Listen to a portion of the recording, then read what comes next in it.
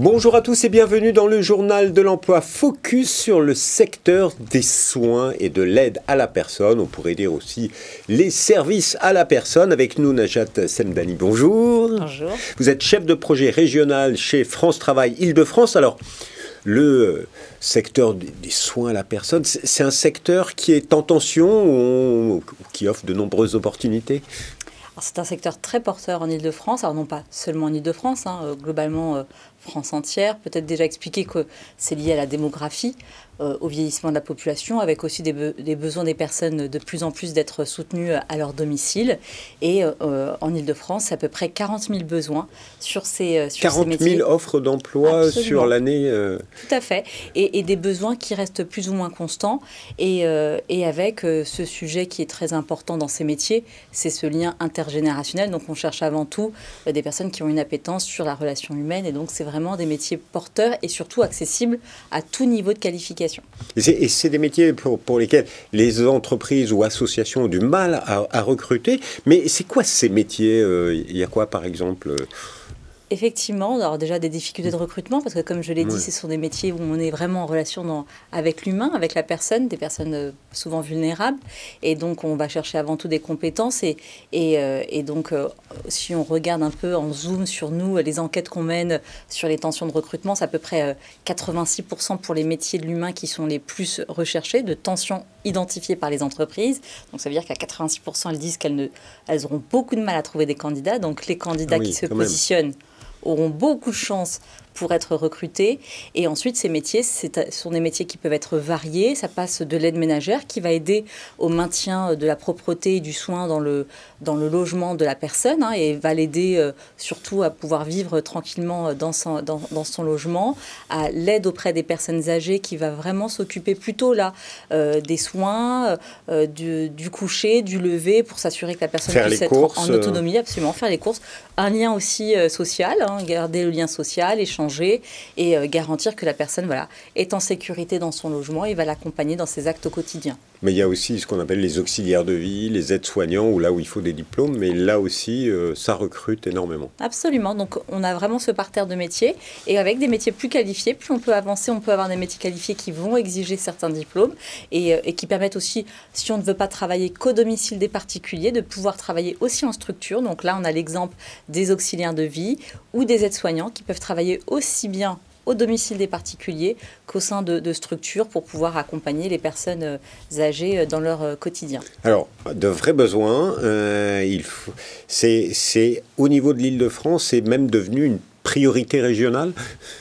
C'est une priorité régionale parce qu'au vu justement des besoins constants du secteur, de l'importance de ces métiers dans la chaîne de valeur d'accompagnement des personnes, on en a fait une priorité en Île-de-France effectivement pour que derrière on puisse accompagner et faire découvrir un maximum ces métiers, ces opportunités aux demandeurs d'emploi et à toutes les personnes bien évidemment qui pourraient être intéressées. Et notre ambition en 2025, c'est permettre le recrutement de 10 000 personnes sur ces métiers pour vraiment donner un appel d'air aux entreprises qui recrutent dans ce secteur. Alors justement, comment France Travail, qu'est-ce que vous mettez en œuvre concrètement pour aider au recrutement de 10 000 personnes dans l'année qui vient là? On va avant tout s'atteler à 3 priorités.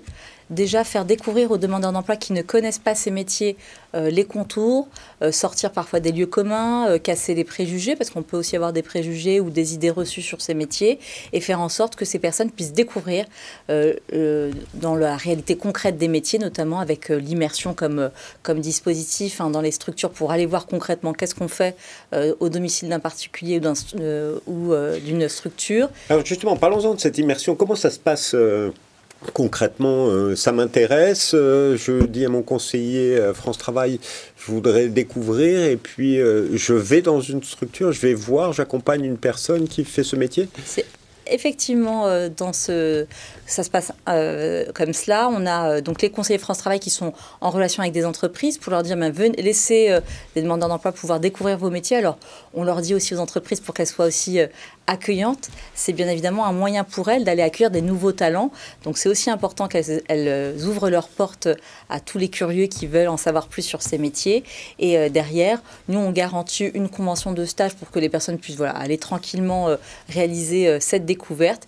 Et ça peut être de 2-3 jours à une semaine, voire un peu plus si on veut aller découvrir différentes facettes du métier.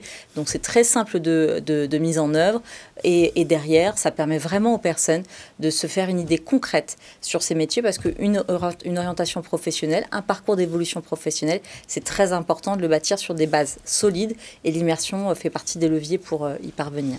Donc c'est une action sur ces métiers avec la découverte auprès des demandeurs d'emploi et puis aussi une action auprès des entreprises pour qu'elles ouvrent plus souvent leurs portes pour mieux accompagner l'arrivée de ces nouveaux salariés au sein du secteur. Et vous avez également participé au lancement d'une plateforme, c'est prendresoin.fr. Ça fait partie effectivement d'être la troisième axe de nos actions, c'est faire connaître au plus grand nombre ces métiers. Et donc au niveau national, il y a désormais une plateforme que nous avons mis en œuvre avec l'exécutif, à savoir la plateforme Prendre Soin, qui permet dans un seul site de pouvoir découvrir les métiers, avoir des vidéos très didactiques pour mieux connaître ce que sont ces métiers, des témoignages aussi de salariés, c'est important aussi d'écouter les salariés, les opportunités de formation et trouver aussi des offres d'emploi à proximité de son bassin de vie. Donc c'est tout ce qui est proposé sur ce portail qui est de libre accès. Donc j'invite... Et proposer également des immersions. Absolument, proposer aussi les immersions et aussi participer à des ateliers de découverte au sein des agences France Travail pour ceux qui veulent en savoir plus. Et puis il y a également régulièrement des job dating et des rencontres demandeurs d'emploi, entreprises qui recrutent. Absolument. Voilà, alors si vous voulez en savoir plus, vous pouvez aller sur prendresoin.fr ou prendresoin.francetravail.fr. Toutes les informations sont sur ce site et puis tous les événements connexes sont sur le site mesévénementsemploi.fr. Merci beaucoup Najat Semdlani. Merci à vous. Et quant à nous, on se retrouve bientôt pour un nouveau journal. Au revoir.